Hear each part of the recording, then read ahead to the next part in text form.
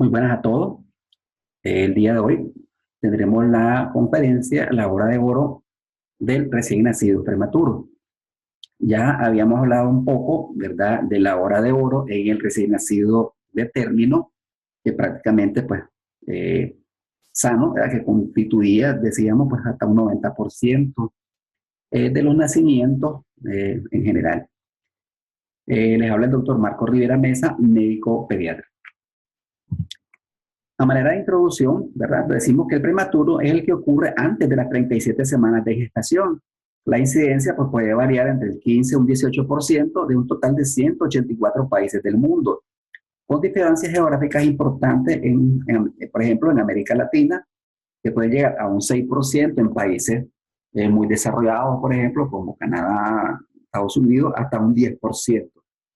Sin embargo, ¿verdad? En América Latina, eh, o inclusive en Centroamérica se reportan cifras hasta de un 12% de este nacimiento prematuro. El bajo peso, menos de 2.500 gramos, y el nacimiento antes de las 28 semanas de edad gestacional son predictores de mortalidad y morbilidad a largo plazo. Esta hora de oro, ¿verdad?, es un término utilizado inicialmente en los traumatismos del adulto, que se definía como el tiempo crítico para prevenir los graves problemas de la vía aérea, ventilación y circulación. En los recién nacidos prematuros, las intervenciones están orientadas a realizar acciones que le permitirán una adecuada transición a la vida extrauterina, evitando las complicaciones. Y deberíamos de hacerla básicamente en esta primera hora que denominaríamos de oro, básicamente por esto mismo, por evitar estas complicaciones, incluyendo pues la mortalidad.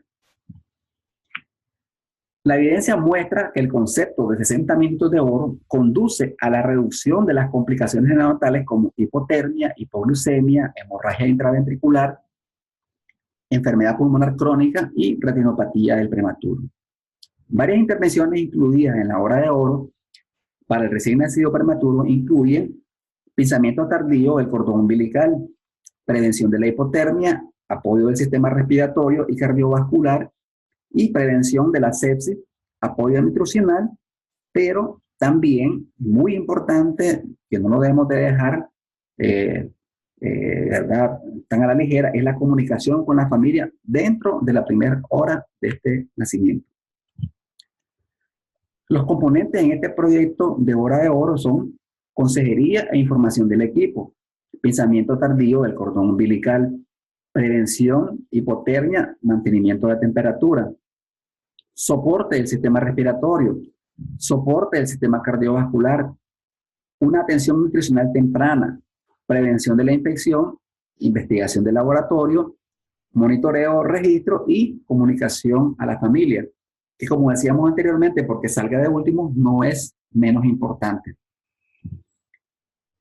En la consejería e información del equipo, pues los padres deben ser aconsejados prenatalmente con la respuesta de todas sus consultas, incluidas las esperadas complicaciones y duración de la estancia en neonatología. Esto, ¿verdad?, cuando tenemos previsto que el nacimiento pues, de este prematuro va a ser irremediable, entonces debemos de hacer esta consejería a los padres. El líder del equipo de reanimación debe dividir sus roles y responsabilidades después del nacimiento del neonato y, si es posible, la información previa del equipo debe realizarse. La sala de neonatología debe estar preparada para la admisión del paciente con los medicamentos necesarios para evitar atraso. Verificación de los instrumentos de reanimación. El equipo que recibe el prematuro debe tener experiencia en todas las intervenciones necesarias. Hablemos un poquito del pensamiento tardío del cordón umbilical. Un metaanálisis, ¿verdad?, más o menos del Cochrane del 2012, mostró que el pensamiento tardío, que se define después de los 30 segundos hasta los 3 minutos, se asoció con un menor número de bebés que requieren transfusiones para la anemia, menos hemorragias intraventriculares y menor riesgo de enterocolitis necrosante en comparación con el pensamiento temprano, o sea, menos de 30 segundos. Se ha hablado un poco pues, de lo que es el ordeño como una alternativa al pensamiento tardío, ¿verdad? En situaciones de emergencia. Estudios en animales se observan disturbios hemodinámicos. Recientemente, ¿verdad? Un estudio clínico, básicamente en enero de este año, mostró una incidencia 4 veces más de hemorragia intraventricular severa en comparación con el pensamiento tardío, lo que originó se suspendiera básicamente el estudio. Esto llama la atención básicamente por la seguridad de este tipo de procedimiento.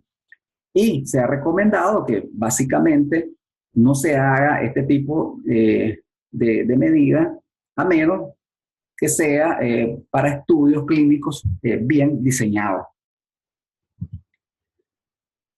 Algunas controversias, ¿verdad?, del pensamiento del cordón umbilical, por ejemplo, una revisión que se hizo en el 2017 y que fue publicada en el New England Journal, mostró que entre los recién nacidos prematuros, el pensamiento tardío no produjo menor incidencia de resultado combinado de muerte o morbilidad mayor a las 36 semanas de gestación que el pensamiento inmediato del cordón umbilical, ¿ya? Sin embargo, ¿verdad?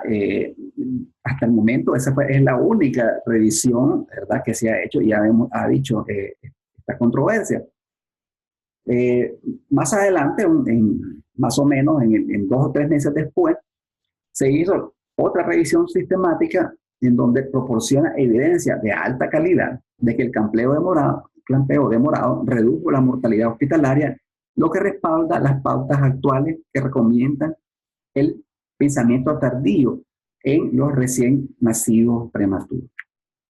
Esto fue en enero del 2018, más o menos hace un año, ¿no?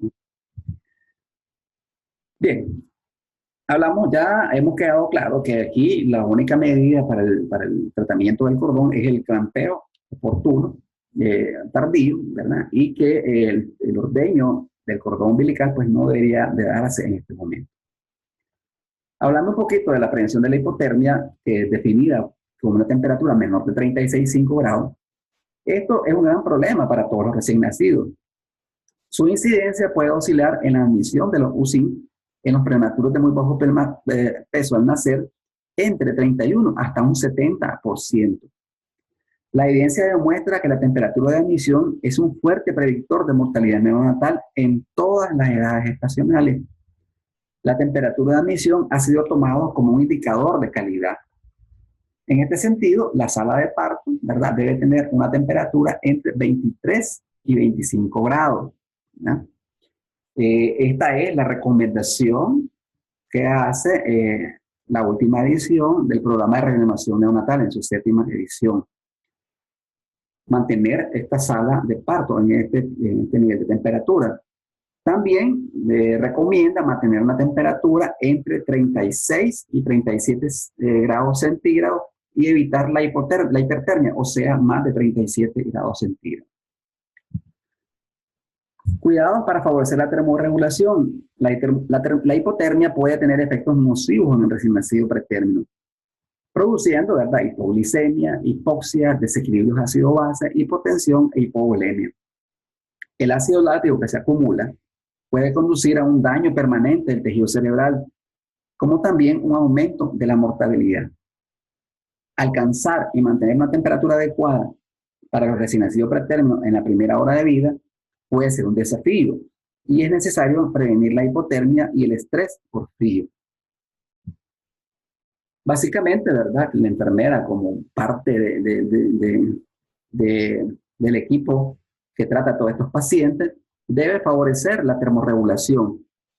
Y basándonos, ¿verdad?, en los principios de conducción, en este sentido es precalentar la cuna radiante con ropa tibia, usar colchones térmicos y poner 2 gorritos.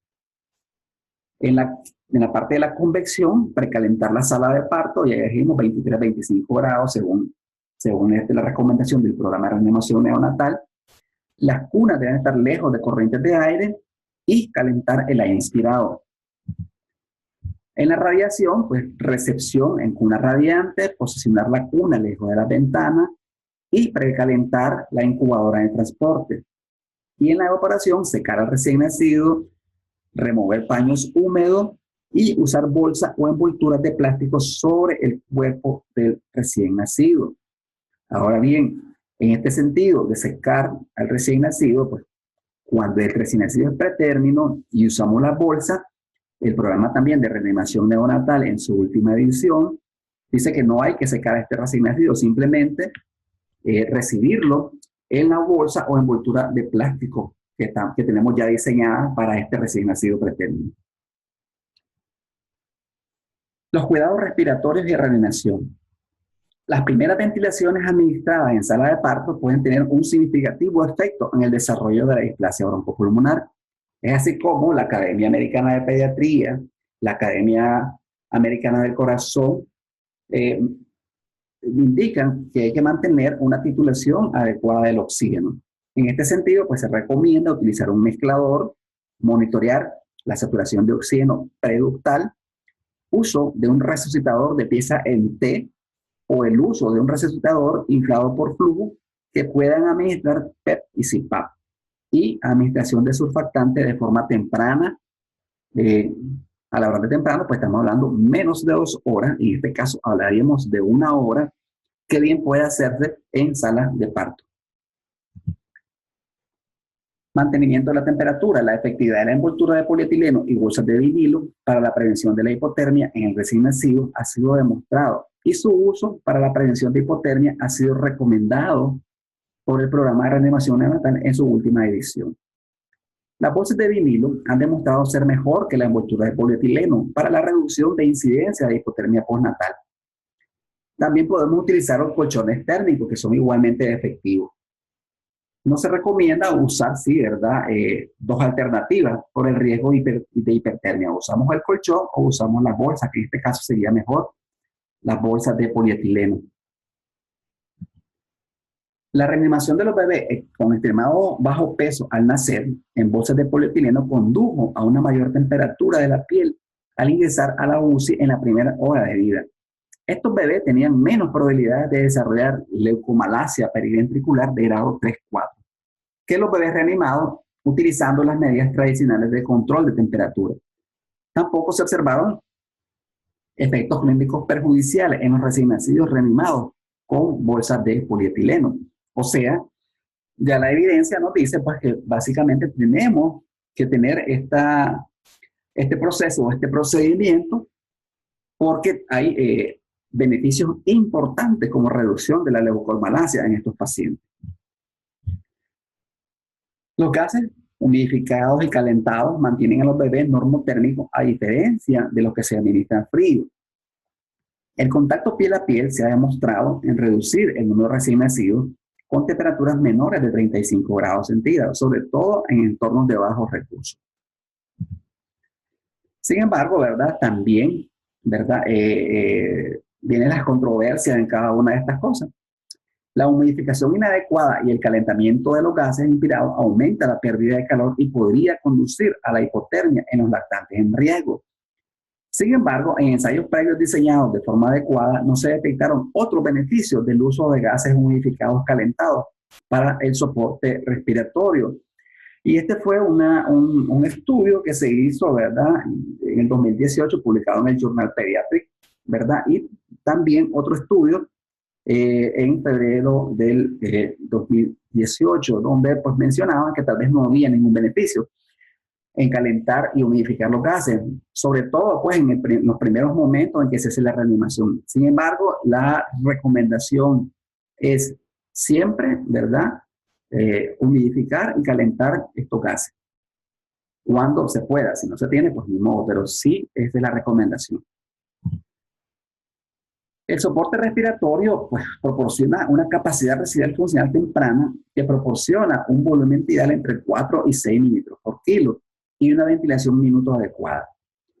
Disminuir el trabajo de la respiración, evitar apnea y evitar la ventilación invasiva. Estos objetivos se logran básicamente con el uso de inflaciones sostenidas, oxígeno mezclado y saturación dirigida, uso del CPAP en sala de parto y reanimación de piezas en T, surfactante temprano y el uso de ventilación suave. La intervención que daña el parénquima pulmonar tiene implicaciones a largo plazo. Y las intervenciones en sala de partos también han sido incluidas como causa de displasia broncopulmonar. O sea que si no hacemos estas acciones, probablemente ya estamos predestinando o condenando a un paciente a que tenga displasia broncopulmonar, porque desde ese momento ya estamos haciendo daño al pulmón. Bien, hablemos un poquito de esta novedad, que es la inflación sostenida, que tuvo alguna popularidad, y en el 2015 salió un artículo publicado.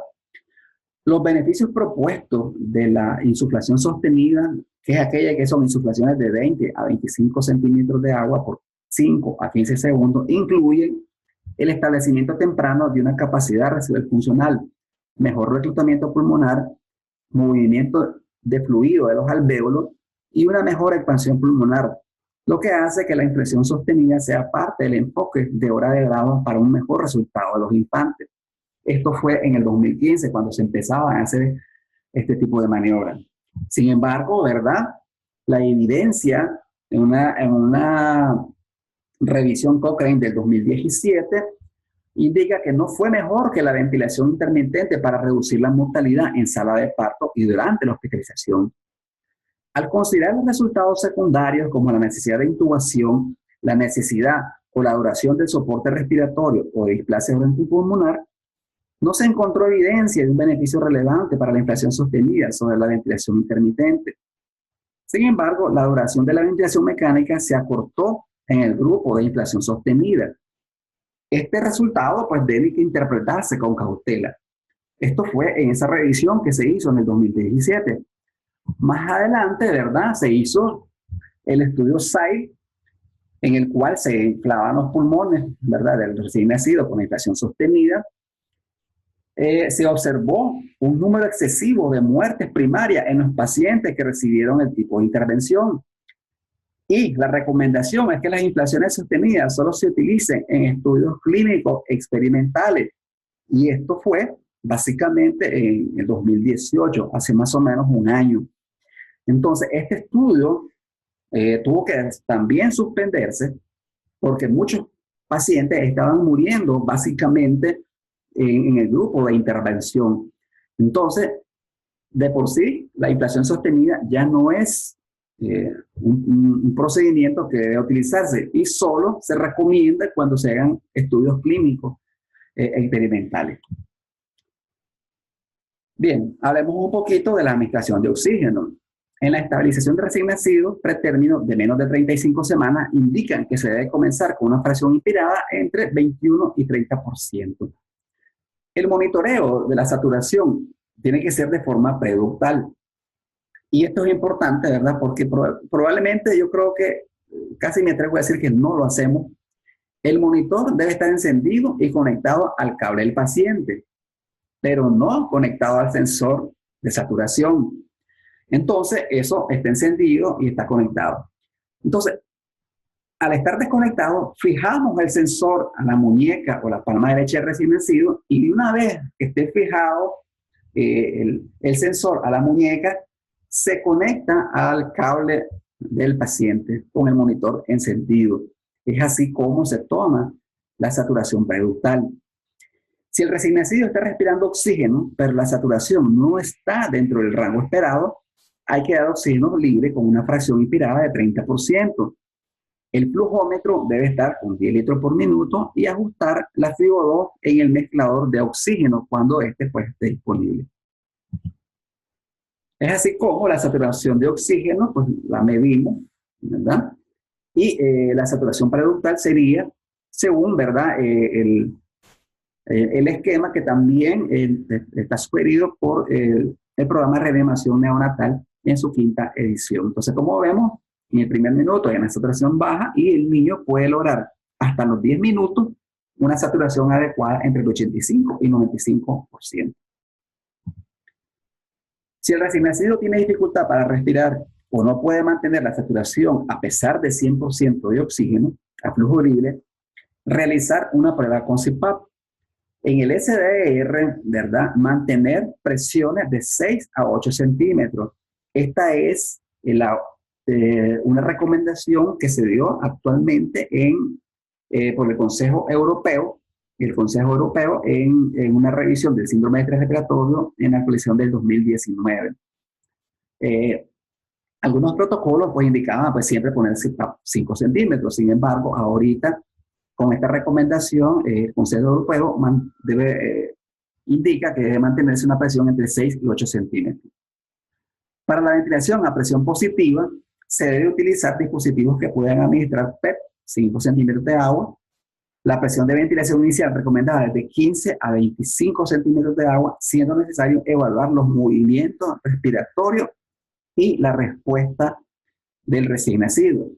Estos dispositivos es lo que señalábamos anteriormente, ¿verdad? El reanimador o resucitador empieza en T, ¿verdad? Que pueda proporcionar presión máxima y puede proporcionar un P. Es así como pues, este resucitador empieza en T, administra PIN y un PEP regulado, con lo cual el recién nacido recibe presiones controladas. Además, permite iniciar tempranamente en sala de atención inmediata la modalidad de CPAP.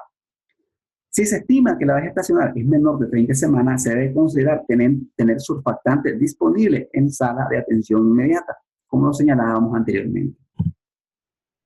Ya estando en la unidad de cuidados intensivos, el uso de surfactante de forma selectiva, esto quiere decir antes de las 2 horas y en aquellos pacientes que realmente lo meriten, no en todos los prematuros, debe hacerse con la técnica de Lisa, que es una técnica mínima, invasiva, ¿verdad? Que no utiliza la intubación, sino que utiliza pues una sonda o un catéter que se introduce en la tráquea y por ahí introducimos el surfactante sin necesidad de que le quitemos el CPAP al paciente. Uso de cafeína en pacientes con apnea, inserciones de línea central e inicio de nutrición temprana, sobre todo en menores de 1000 gramos. Se recomienda, ¿verdad?, que en los 30 a 60 minutos de vida haya un control de glucosa en el momento de esta canalización. Algunas intervenciones importantes para minimizar el estrés, ¿verdad?, que es bastante difícil en nuestras unidades, incluyen reducción del ruido, manejo suave, agrupación de procedimientos, atención al cuidado de la piel y participación temprana de los padres, ¿verdad?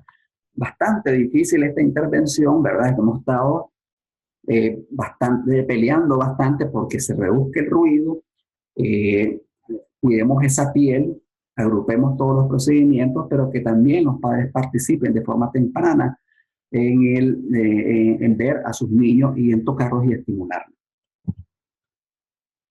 Cuando utilizamos FiO2 para cánulas de alto flujo o sistemas en Y, la administración de oxígeno debe ser dosificada y cuantificada, idealmente por medio de mezcladores de oxígeno o blender. En el caso de no disponer de ellos, se puede realizar el cálculo, pues, a cómo tenemos ahorita. Ponemos una fuente de aire, ponemos una fuente de oxígeno y si sumamos, ¿verdad?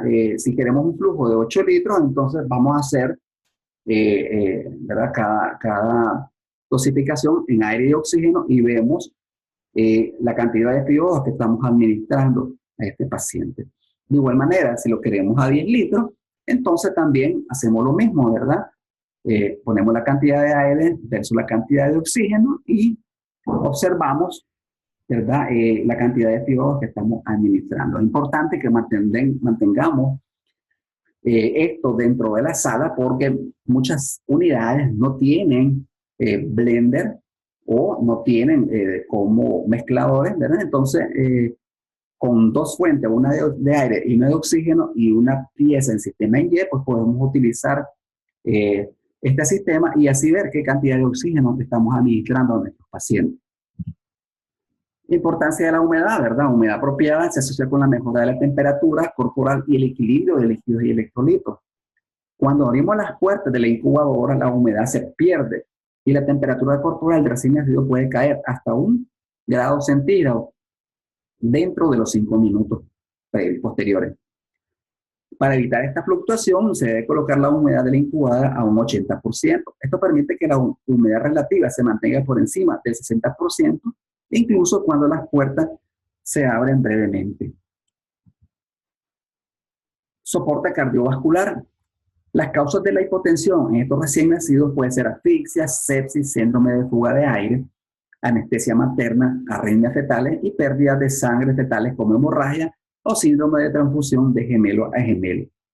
El objetivo en la hora de oro es la detección temprana del shock en la fase compensada y tener un mejor resultado. La administración incluye un acceso venoso temprano, uso juicioso de fluidos, vasopresores y otros cuidados de apoyo. Previniendo la hipoglicemia, pues la incidencia de hipoglicemia es más común en recién nacidos que son prematuros. Crecimientos intrauterinos restringidos, bajo peso al nacer, hijos de madres diabéticas, prematuros tardíos, grandes para la edad gestacional y con asfixia perinatal. El objetivo es, en esta primera hora, mantener entre 50 y 100 miligramos por decilitro y comenzar a infusionar la dextrosa inmediatamente después de haber asegurado la línea central. Prevención de la infección. Las manifestaciones clínicas de la sepsis neonatal son sutiles, como dificultad respiratoria, taquicardia, retraso en el tiempo de llenado capilar, letargo e hipotermia. Por lo que se requiere una vigilancia estricta de recién nacidos que tienen un factor de riesgo para sepsis. Se han realizado muchas intervenciones para prevenir la sepsis neonatal, pero la más importante es el uso y estricto de las medidas de asepsia mientras se maneja al recién nacido. Un recién nacido que requiere antibióticos debido a la sospecha de sepsis debe recibir la primera dosis de antibióticos según la política de la unidad en la hora dorada, y cultivos de sangre deben ser buscados usando estrictas precauciones de asepsia. Las pruebas de laboratorio, pues las investigaciones son necesarias, pues tenemos que tomarle muestras a los niños. Deben de realizarse, de hecho, para el recién nacido debe hacerse en la primera hora, para que luego haya un manejo mínimo, o sea, no estar multifuncionando o extrayendo grandes cantidades de sangre posteriormente. Estas incluyen, ¿verdad?, el hemograma completo, hemocultivo, glucosa, análisis de gases arteriales, radiografía de tórax, según la necesidad del recién nacido. Ya para el monitoreo y el registro, ¿verdad?, pues esto debe estar, todas estas intervenciones deben de estar monitoreadas y registradas. Estos deben de tener un registro completo de la reanimación, peso al nacer, temperatura axilar al ingreso, tiempo de ventilación del surfactante, tiempo de cateterismo umbilical, posición de tubo endotraqueal, catéteres umbilicales y tubos de alimentación. Ya decíamos que no es menos importante y no lo ponemos de último, pues, ¿verdad? Por eso, sino que solo por establecer un orden. Una vez que ya establecimos, ¿verdad?, todas estas medidas previas, el nacimiento, pues, de los prematuros es un tiempo estresante para la familia y la comunicación con ella es una parte importante de la hora dorada. Los miembros de la familia deben ser informados sobre la condición del recién nacido esperado con asesoramiento prenatal y contando sobre el plan de acción. Las fotografías del recién nacido pueden ser tomadas por los padres. Esto, ¿verdad?, puede ocasionar controversia en muchos países. Algunos dicen que no, otros dicen que sí, pero al menos la recomendación, ¿verdad?, para un manejo integral es que, pues, esto puede permitirse sin ningún problema en el manejo. El referente obstetra o el pediatra también deben ser informados sobre la condición del recién nacido y el plan de manejo. Muchas veces, ¿verdad?, nuestros obstetras solo nos dan al paciente y pues posteriormente se olvidan de cuál ha sido la evolución como tal.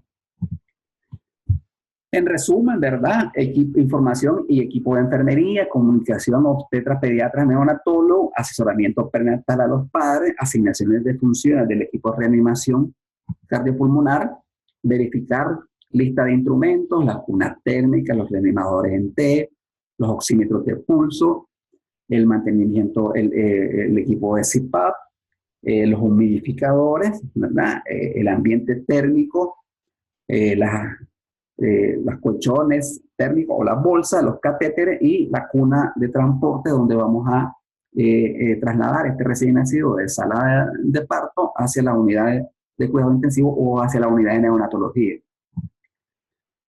Retrasamiento o retraso del pinzamiento del cordón si no es necesaria una reanimación.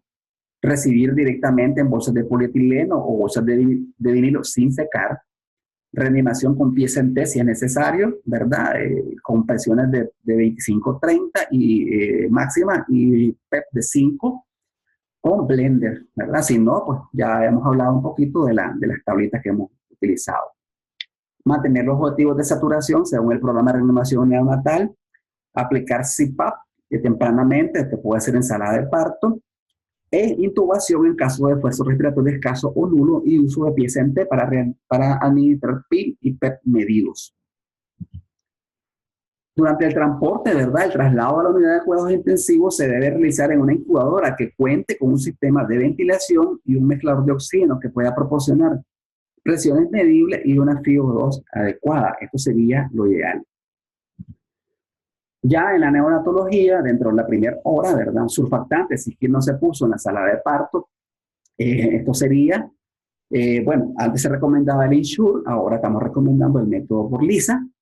Líquidos IV, glucosa, proteínas, por catéter venoso central o cánula periférica, toma de muestra, antibióticos, ¿verdad? En la primera hora, como para aquellos niños que tienen sepsis. Unas estrategias de ventilación suave para aquellos recién nacidos que requieran ventilación invasiva. Esto es, ¿verdad? Incluye, pues, por ejemplo, concentraciones de FiO2 mínimas, incluye modelo sincronizado, incluye ventilación por volumen, incluye hipercapnia permisiva, ¿verdad? Entonces, eso pues, son formas de ventilación suave para mantener a este recién nacido, ¿verdad? Estable, y el registro del tiempo de todas las intervenciones. Bien, ya hemos hablado de una serie de acciones, ¿verdad? Sobre este recién nacido, pero ¿qué nos dice la evidencia si esto realmente ha sido útil? Ya decíamos anteriormente de que probablemente en recién nacido de término y sano, la evidencia no ha sido muy contundente. Sin embargo, ¿verdad? Reynolds, en este estudio que hizo en una red neonatal en el 2009, observó, ¿verdad?, que hay mejoría en hipotermia, retinopatía y displasia. En otro estudio que se hizo ya en el 2016, hay una mejora significativa en el tiempo de administración de surfactante, tiempo de administración de dextrosa y aminoácidos, temperatura corporal al ingreso, menos probabilidad de desarrollar enfermedades pulmonares crónicas y desarrollo de retinopatía del prematuro. Lambert, ¿verdad? En otro estudio publicado en el Neonatal Care, mostró que hay disminución significativa en el tiempo para comenzar fluidos intravenosos y antibióticos. También hubo tendencia hacia la administración de surfactantes dentro de las primeras 2 horas de vida.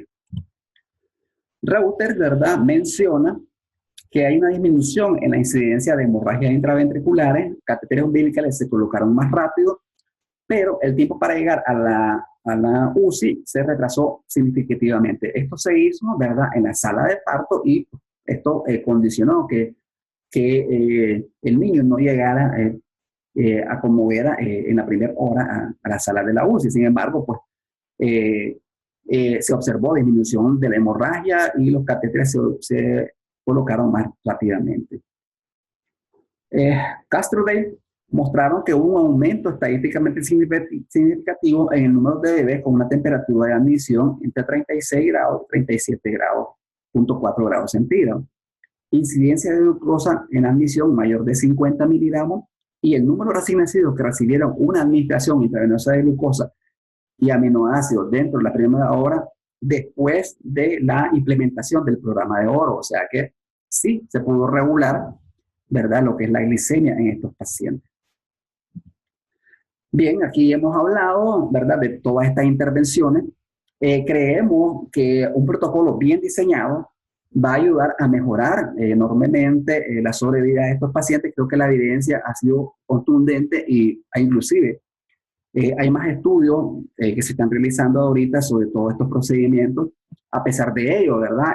Hay también estudios individuales, no solamente de la primera hora, sino de aspectos importantes y recomendaciones importantes que podemos estar haciendo o que vamos a hacer para el beneficio de nuestros pacientes. Muchas gracias por su atención. Les saluda el doctor Marco Riviera Mesa, médico pediatra, Managua, Nicaragua. Como siempre, estamos atentos a sus dudas, críticas, sugerencias y pues es un honor para nosotros estar compartiendo todos estos conocimientos. Esperamos que esto sea de mucha utilidad y que empecemos a tomar acciones dentro de nuestras unidades. Muchas gracias por su atención.